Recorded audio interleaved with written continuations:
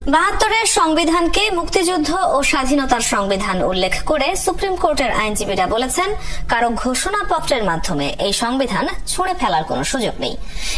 যে কোনো দেশেরই সংবিধান যদি দেখেন, মানে প্রায় 60 to 70% মৌলিক কথা সংবিধানে একই ধরনের থাকে।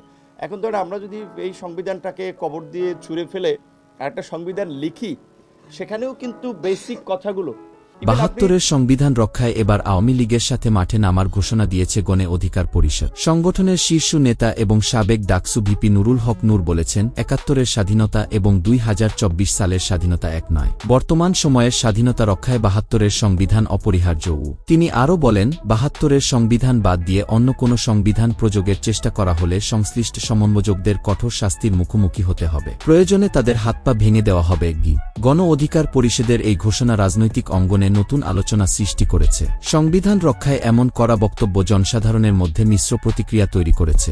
সংবিধান রক্ষার ইস্যুতে রাজনৈতিক দলগুলোর একত্রীকরণ দেশের রাজনীতিতে কী প্রভাব ফেলবে তা সময়ই বলে দেবে।